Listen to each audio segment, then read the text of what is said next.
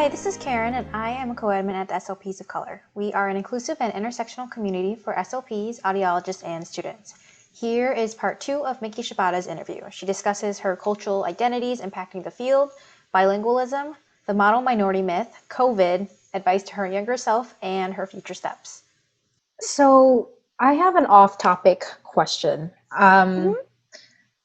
With your experience, actually, what is your experience learning Japanese?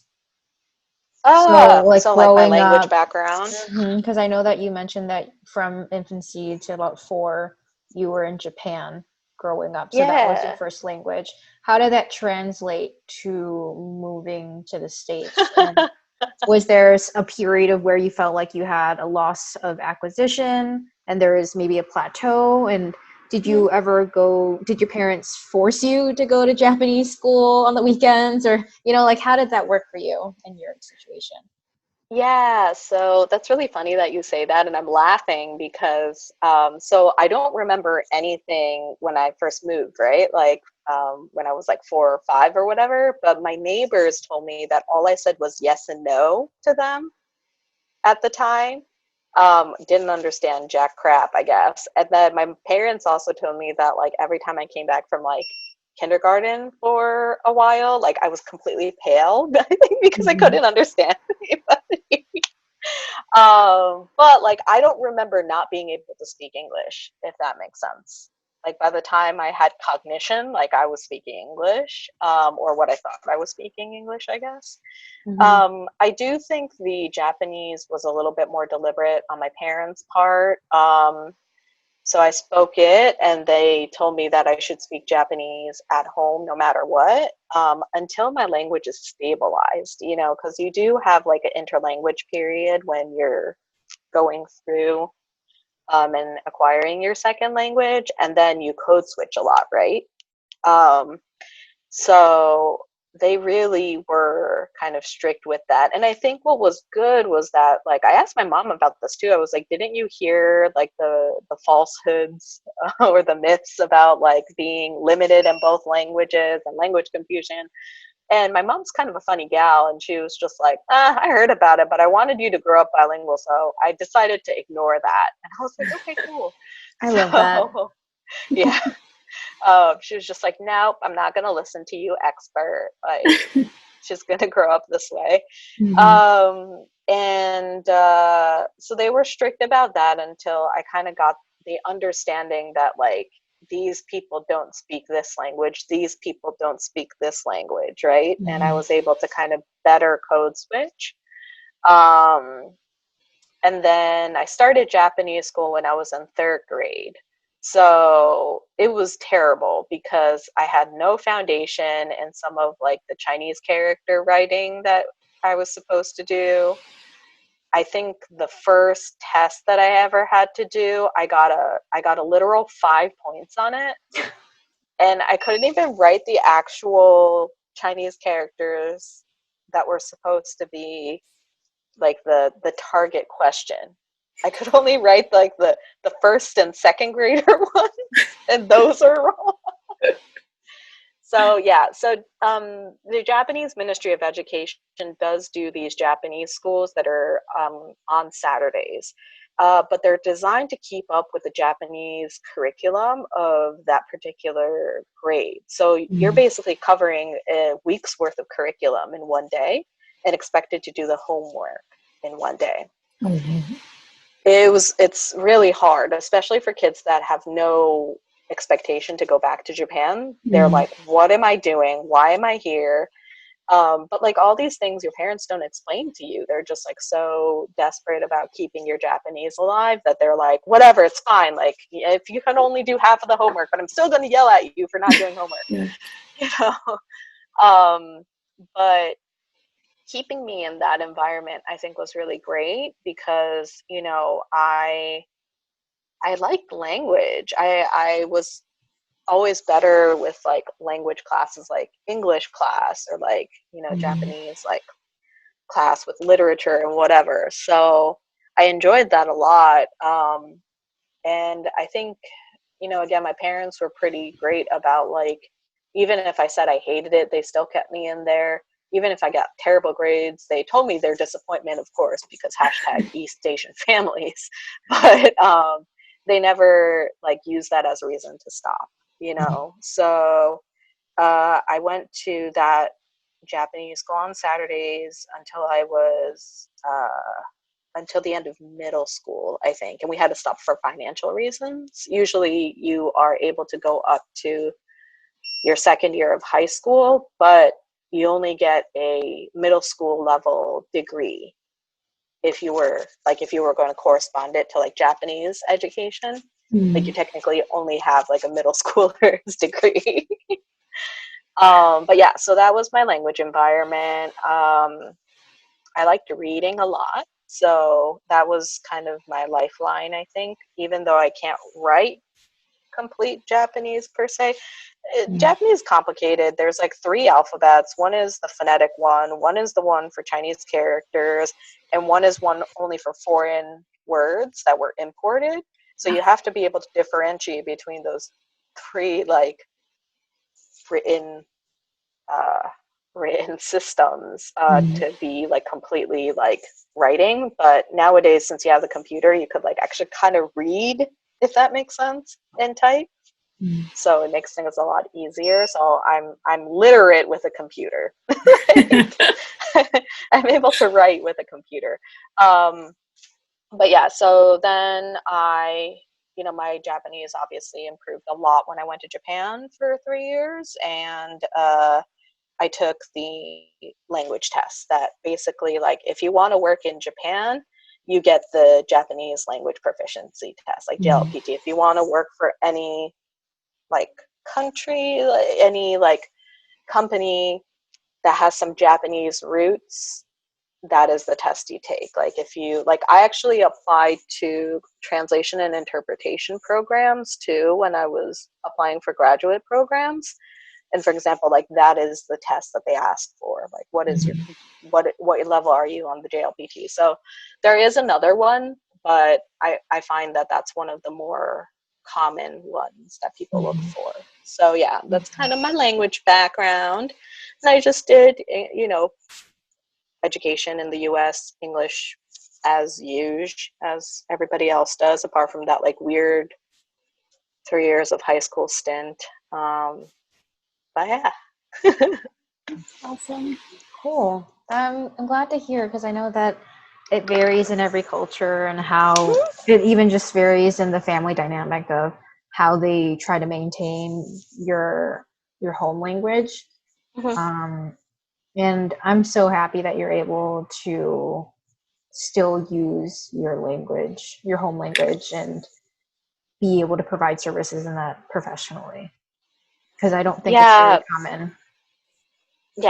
Yeah, and it like differs between even like siblings, right, within the same family, depending on how, again, you grew up. And yeah, I think like, just kind of demystifying bilingualism is also really important. Like that, like it is something that's great, but you don't need to do it if that's not part of what you want or what you need, right? Like, and it doesn't make you any more or less something.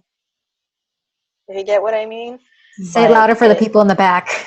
Yeah, no, but like really, like it's just, again, if you want it, great. Especially because some of my clients, they're going to go back to Japan, right? And these are kids with like bona fide language disorders and speech like disorders. Like that's why it's important. But again, like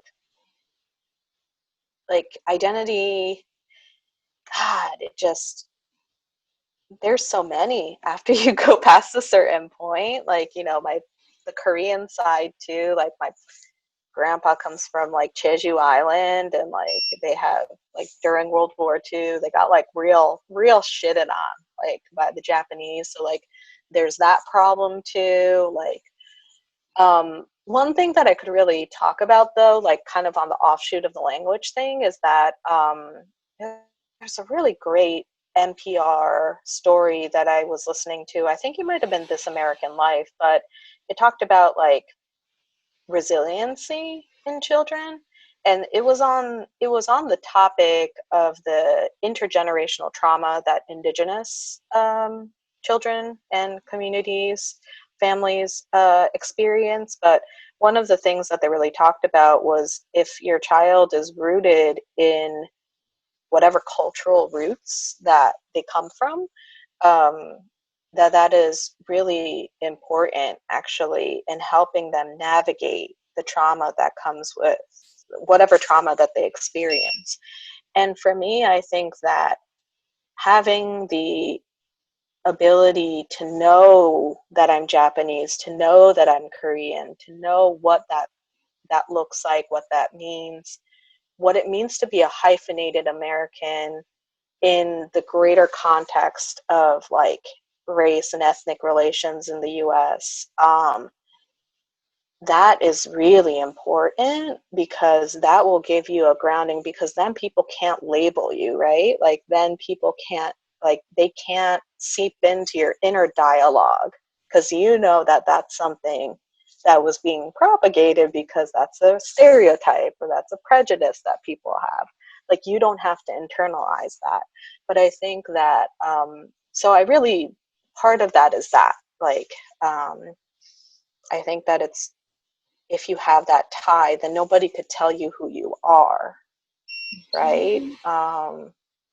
So I think that that's also why I thought it was really important to provide, if it is needed, if it is wanted, that thing, because like it is so much more important than just you speak performatively or somebody.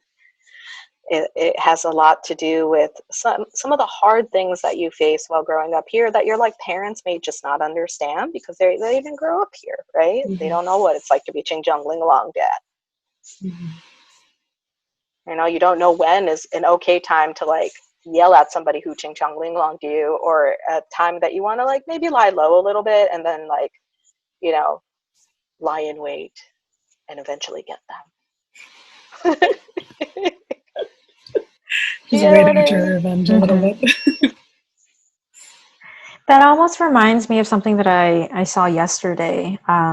It was a post explaining and defining what the minority myth was. And reading through the comments, there was just a huge discrepancy between Asian Americans and then Asians growing up in Asia. And so I feel like so often when we talk about the minority myth, people don't understand the history behind immigration for Asian Americans into the US, whether it be for personal development, war-torn countries, being liberated and moving here. There's just so many different, it's so multifaceted behind the model minority myth. And it was scary reading those comments because people who felt, and everyone's entitled to their own opinion, but there were a few Asian Americans who were defending, well, this whole myth, quote unquote, is totally dismissing all of the hard work that our families have put into this country. Not everyone was privileged, and so we've worked hard to build our basis, our family, our foundation into this country, and this isn't valid. So hearing about not both, but there's so many sides into what this myth is. Kind of random, but like what's interesting is that, so part of my university, my undergrad, we had to do study abroad. It's part of the curriculum, and if you pay for tuition, like your tuition that you pay for that semester goes into your study abroad. So it's a really good program. So I learned Spanish. I love it. I love Spanish. It's such a great language. I wish I was better at it. But I went to Argentina, and I studied abroad in Buenos Aires. And one of the things that was kind of shocking to me was that they used to tell me like, oh, we don't have racism here. And I realized it was because what they associated with racism, quote unquote, was so rooted in like history of slavery in the US. And like also with US culture, right? Like movies and popular media that gets pumped out to these countries, they also take in the racial stereotypes that like come with that consuming of that type of media. So there was this really interesting like disassociation between like, oh no, we're not racist, even though they, you know, clearly there's problems with like, you know, people from different countries being treated in a different way, people with indigenous blood and Afro blood in that country being treated a different way. Clearly there's discrimination, but they were like, no, there's no like racism in the way that it's portrayed. So I think that that was such an important realization for me to realize, because it's really similar, like for example in Japan, where it's like, you know, it's not a context by which they will consume that like popular culture, and then they are unwilling, they like don't even realize how those are racial stereotypes, right? And sometimes they'll come over here, immigrate over here, and then they're like, well, of course, this is the America that I saw in the movies. And like that, and it just keeps going. So I think that, you know, it's so much of those layers too. And I think what I've been really appreciating with like the recent protests and focus on BIPOC experiences and Black Lives Matter is the fact that these different communities of color within the US are reaching out to people within their community to be like, this is not okay. You know, you can't, you're only helping the inequalities. That's also part of why we're in a certain situation, right? We're all interconnected. And I think that that opportunity to talk to your family members and things like that, like it's so important, because it also, like, we shouldn't erase the history of how people from different communities were part of the civil rights movement too. You know, like, and every right that we have so far, like there was a really good study, I think it was from Harvard, that talked about like how if East Asians were able to, like, their socioeconomic status is better compared to other, you know, people of color, for example, like that wasn't based on like smarts or resources or anything. It was just based on the fact that, you know, people are like, society is less discriminatory towards them. And that was like the how the study's conclusion was. And I think it's so true, you know, like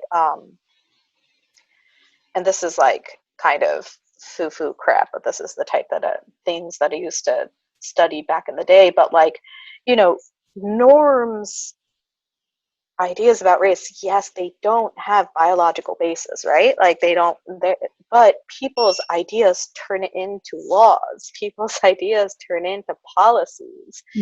And like that's why it's so important, or it's so harmful, right? Like, yes, individual experience are always going to vary, but if there's this huge trend of policy that's informed by, you know, wrong ideas, or ideas that were based to harm because certain groups wanted to keep those groups at bay, like that's a problem. You know, so I do think the whole idea, and I learned so much from conversations of like the diversity groups, and learning from other people who know way better about these things than I do, about like, you know, being very anti-racist and culturally humble. I think it's just been such a wonderful moment of conversation. You know, it's so hard right now, but I think that it's such an opportunity. Yeah. That was so eloquently said. So going back to your identity. So you've talked a little bit about your Japanese culture, growing up in the language, growing up in Japan for a little bit of time, and then going back for professionally to be in the workplace. Talking about your identity now, what are some things that have impacted you as a Japanese, Korean American, bilingual SLP in this field, whether it be positive or negative? I mean,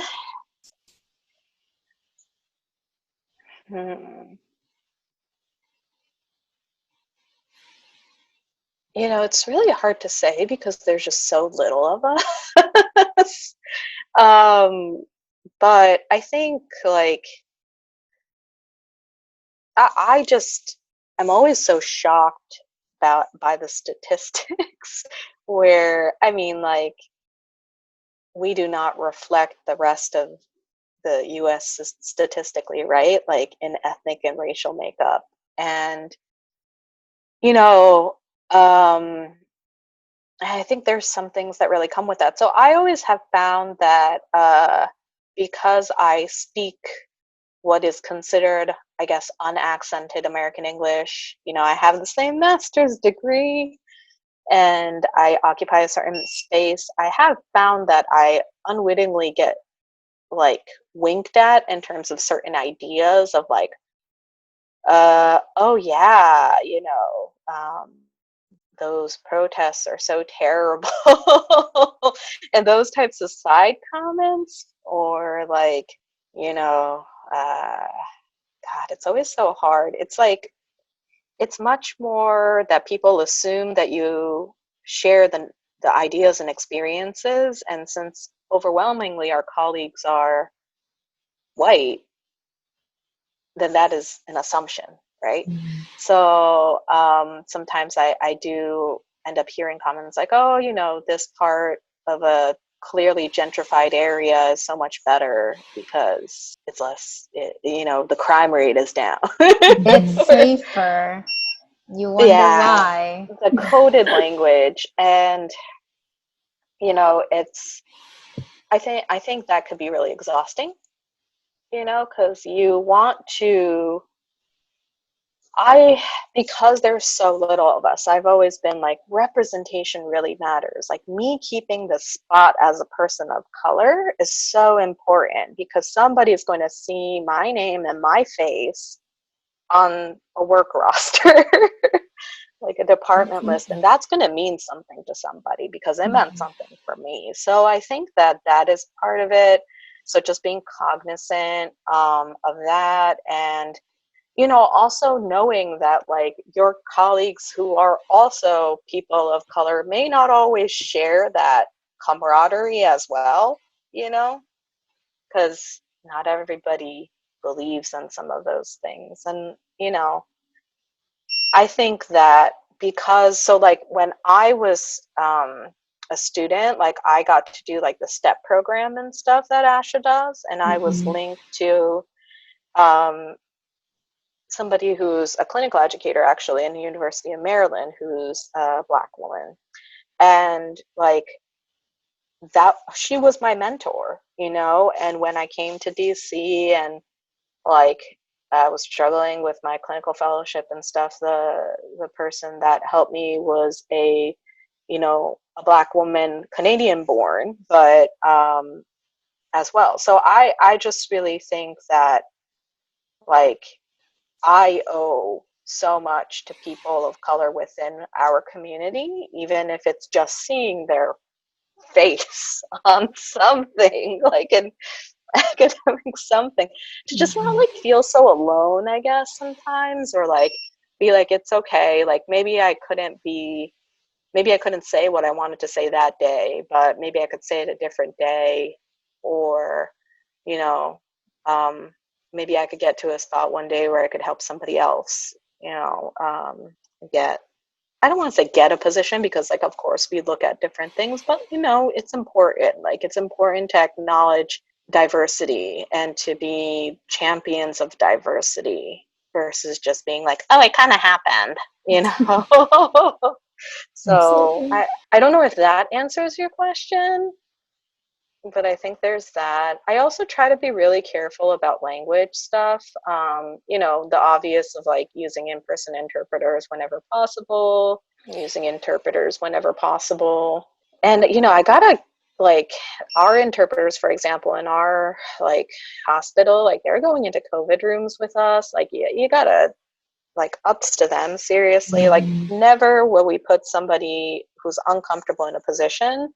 But if it's really important, like they'll come in with us and with full PPE and all. Like, it's amazing. And like, it is that important, right? Because it's like we're making important decisions about people and their health.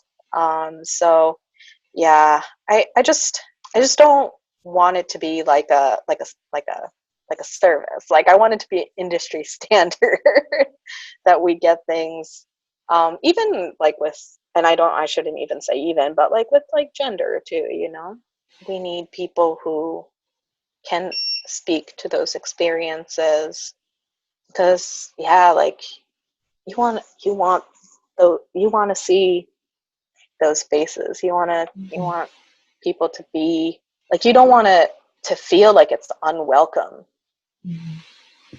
because like if you see the statistics, that translates to unwelcome to people like me, and like there's always going to be people who are like, you're thinking too much, or like, why are you like segregating people, whatever, and all of that jazz. But like, no, if it's that stark different from the statistics of what the ethnic demographic makeup is according to the US Census, then people are, yeah, that's what you get as the message, even if that's not the intention. So, Yeah.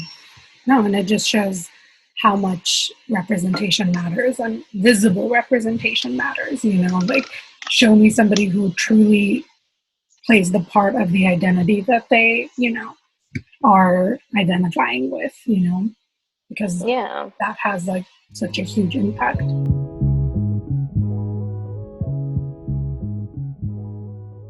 On the note of being a Japanese, Korean, American bilingual SLP, what would you like to see changed in the field?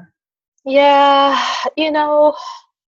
I think, obviously, like visible representation for sure. I would like to just see more, like at the CSD level, like more, whether it be electives or options for that type of multicultural education, and if we continue to have an overwhelmingly one ethnic population type of percentage, I think we have to think about including, classes about like anti-racism or gender studies or like race and ethnicity studies, like something that kind of acknowledges that this situation is a little bit of a situation. um, and like, I'm not for making people uncomfortable, but I do understand that like it's also cool to bring people out into a workplace you're going to serve a lot of people who don't look like you most of the time. It might be different in certain areas, but most of the time, healthcare there's so many people who do healthcare, right? Who need healthcare. So like the people that you see are not going to look like you, right? So if you're going into these hospital rooms, people's lives, without understanding these things, then you might hurt them. You might cause trauma.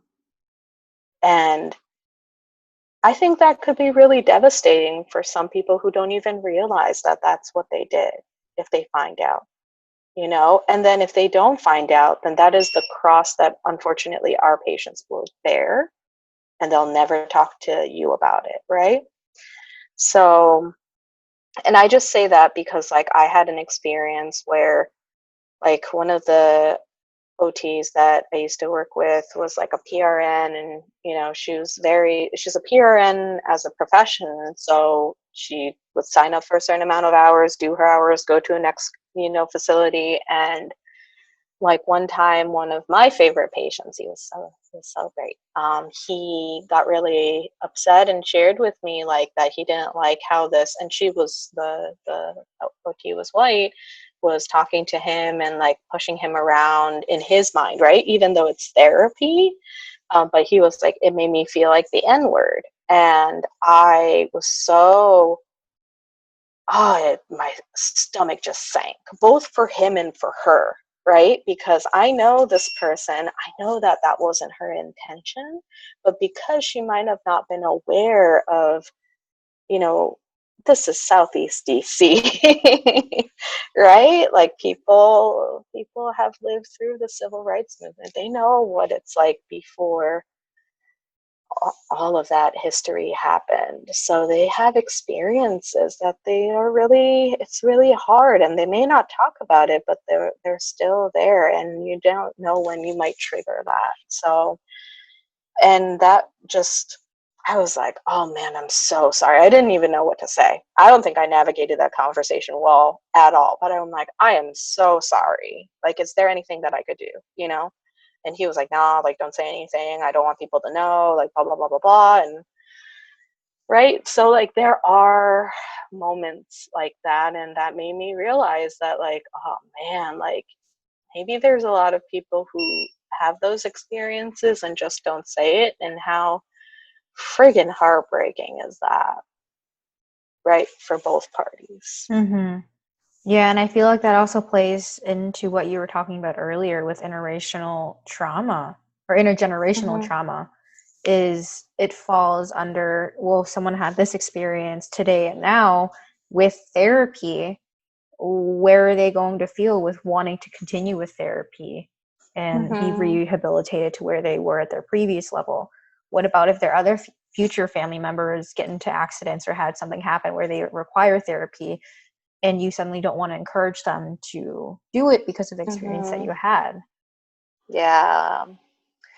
Yeah, and I like to think that, it's not Armageddon, right? Like, we all live with each other.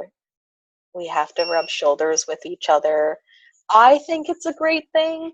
Probably not everybody does, but I just think it's important to know what it looks like as somebody who's not the 92%, I guess.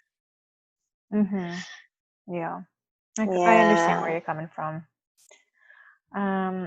So on that note, transitioning off to outside of these negative impacts or the things that we see, how do you stay passionate in the field?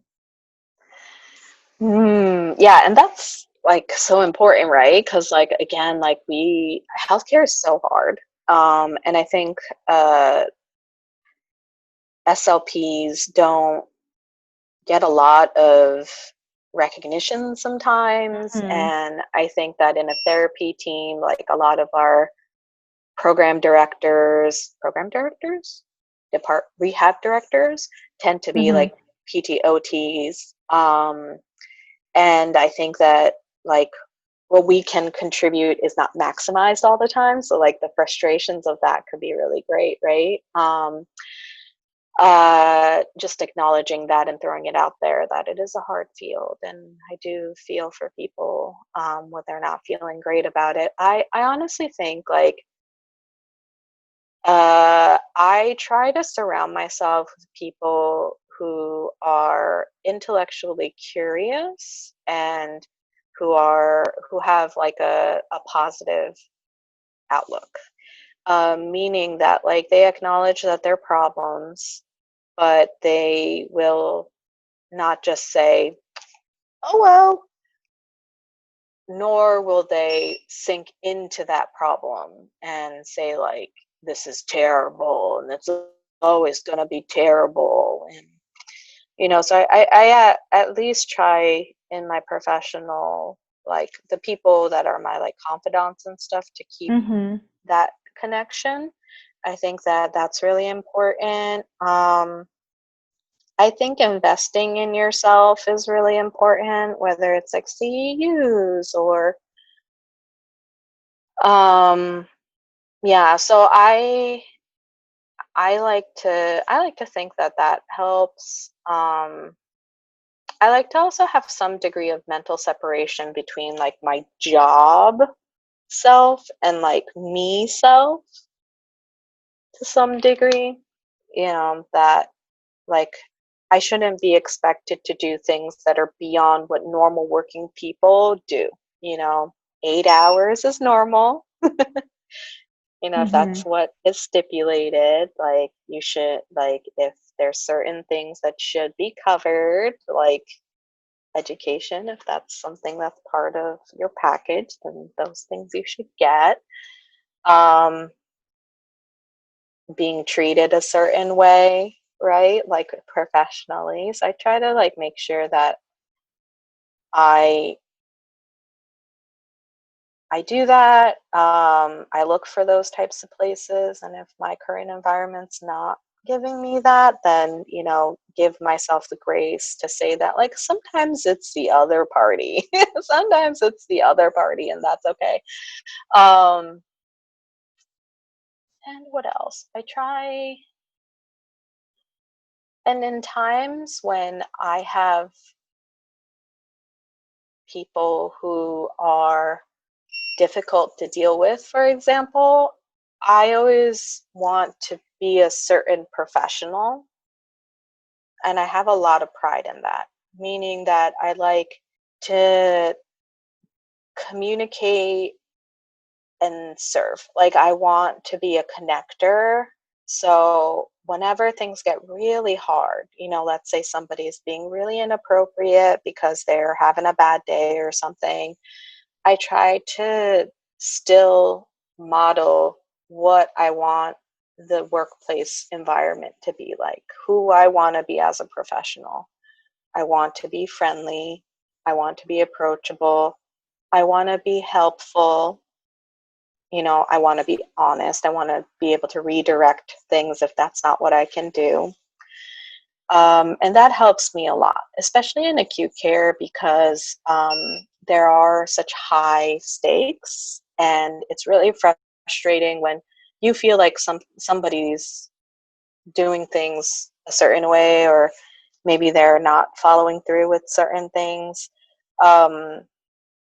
So I try to always keep in mind, at least in my setting, and that's why I like acute care and I thrive in it, is that I always tell myself, like, no one is really truly trying to cause harm. You know, they're always going to come back to helping the patient in the ends of ends. So as long as you can meet on that one point, there's some way that this relationship can go forward. There's some way that this could move forward. And I think that has really helped me with some difficult conversations. Yeah. Oh, I feel like everything that we've talked about in this interview is just so you have such powerful words. Oh, thanks. And I really appreciate you sharing your experiences and your vulnerability with us. You're welcome. Yeah, I'm just like lucky that I haven't cried already. I'm the same way. I'm a domino crier, so if you cry, I'll cry. Yeah. It's like my feelings. So, if you were to give yourself some advice or encouragement, or maybe some explanations, what would you tell your younger self? This might get a little dark, but so I would tell myself that there's going to be a lot of well-meaning adults that give you advice, but they don't live your truth, so be careful. But to ask for more help. It's okay to ask for more help. It's okay to lean on people a little bit more. And, you know, I kind of had that second generation immigrant experience where like money was a struggle, family health was a struggle, apparently documentation was a struggle, but I didn't know until I was like 20. You know, but there are a lot of stresses that come with that, and there's not a lot of people who have that experience or who are able to share that experience. They may have it, but they may not share it, right? And but people want to help, so they'll try to say these things to make you feel better, and then you get disappointed when they don't work out. Mm.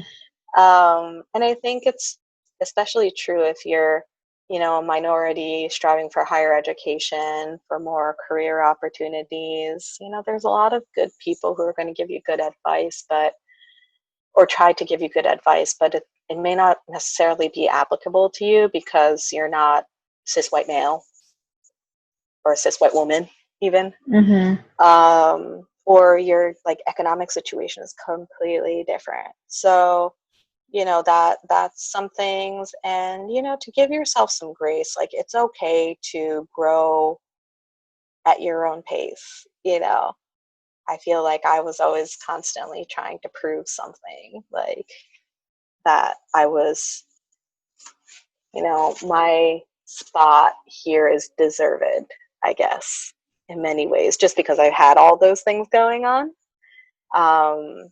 And that, you know, like, no, it's that, no, like, you're enough. That's okay. You're enough. And when you start from a place of enough, and this is with a lot of therapy, don't get me wrong, you know, but like to recognize that like there's so much trauma related to not having money, so much trauma related to like not sharing the mainstream culture, like all these things, right? So to give myself some grace and acknowledgement that it is hard, and that it is okay that it's hard. Yeah, I guess. Thank you for sharing that. I feel like I Yeah. also needed to hear that. And it wasn't dark at all. There's so much truth behind what you've talked about, especially regarding all of those different factors that affected your upbringing and not finding out about your parents' documentation status until you were an adult. And you kind of wonder what kind of struggles they might have had, or maybe, I don't know, falling into some kind of feeling of guilt that we weren't helping out enough, or I don't know. There's a lot. You know, there's a lot that's really tough for these families. And, you know, I really wish that people understand that they're survivors and they're just trying to do the best that they can, and that they're in just a really shitty place, you know. But they still feel, they still bleed, they still want more for, you know, the child wants more for their parents, the parents want more for their child. All those things are shared, you know. And if anything, if I could humanize that experience just a little bit, that would be fantastic. Because there's just, again, I have the privilege, you know, I don't feel like my parents are going to be endangered. Like, I'm not going to be endangered because I have that privilege, right? I have that status. But not everybody does. So yeah, everyone needs to listen up, open their ears, and open their hearts, open their minds to think about what changes they need to make in their personal biases and what that looks like. Yeah, and I understand it's hard. Like, nobody wants to feel sad, right? But right, yeah. And most of the time, it's not even intentional. Yeah, and like, but like your discomfort should not, like, you avoiding your discomfort should not be secondary to someone's harm. You know, if you not facing your discomfort becomes someone's harm because those harmful ideas or harmful policy decisions are able to go forward, that's not okay, because there's actual people being harmed as a result. And I think that is a really heavy realization for many people. But like, because I have seen some of those experiences of what people go through, right? Like we congregate together, so we kind of see other people with similar situations or worse. It's heartbreaking. These are good people. Yeah. On a final note, this is the time where I'd love for you to plug all your socials and whatnot, and something that we talked about over chat. But what do you have in store for your own future? Maybe with your private practice, or how you'd like to expand on your career? Yeah, so my Instagram handle is at Miki Tries. I, try different things, and a lot of it's content for bilingual Japanese English stuff, but I also put stuff just as like a medical SLP. My private practice's name is District Speech and Swallow Rehab. And I am actually crowdfunding right now to raise capital for new projects. It's kind of a challenge that I've been doing for myself because female business owners don't have as much access to like capital as their male counterparts, and it's kind of like a well-known thing. So I'm trying to challenge myself for kind of that 2.0 of my business, and one of the projects that I have for that is to provide an online bilingual coaching program for families that want to raise their children like bilingual in the US that speak Japanese, or like in a different country, but like kind of giving them more information about bilingualism, and just kind of creating like a course that like helps provide good information and also like strategies and things like that. So the platform is on I Fund Women, but if you search for District Speech and Swallow Rehab, you'll find the crowdfunding campaign. So if you have any room to support, I would very much appreciate it, because a girl's trying. I'm trying, y'all. So make sure to put all of your handles, links, and information into the YouTube video. I'll share the information on the podcast description, and with the Instagram post, I'll make sure to plug that. And thankfully, we have the option for those swipe up buttons. So I'll make sure to link all of that in your funding. So Miki, thank you so much for joining us here at the SLPs of Color. We are so appreciative of your time and consideration for even agreeing to this interview. And I know that this has almost been 2 hours, so I'm so happy to finally have this time to get to know you a little bit better, being that we met each other through the Meta SLP Collective. So thank you. Yeah, I think you guys have a wonderful project with, a wonderful heart. So like really thank you for letting me be part of that. And, absolutely. Having, giving me a platform to speak some of my truths. It's really important to, especially like, just, God, I was like under such stress when I was a CF. I don't know how you guys are doing this. But it's so cool, and I think so many people are benefiting so much from it, so big ups to you guys for sure. Thank you. That's our hope and mission, is just creating this community so that clinicians to be don't feel like they're alone in their journey, whether they're in school, in their CF, or even out years into the field. So I hope that everyone can stay long enough to finish this interview, and they'll have the resource to go back and check it out. So thank you. Thanks. Bye. We would like to thank Miki for joining us on the SLPs of Color podcast. Miki is also raising funds to provide high-quality mobile outpatient and teletherapy motor speech, language, and swallowing therapy services to the people in the Washington, D.C., Maryland area. So I will be sharing that link in the YouTube description below. If you don't already follow us, you can find us on Instagram, YouTube, and wherever you listen to podcasts at SLPs of Color. Make sure to follow, subscribe, give us a rating, and leave us a review so that others can find us. You can also leave us a voice message with feedback for this episode at 510-255-5620. Thank you.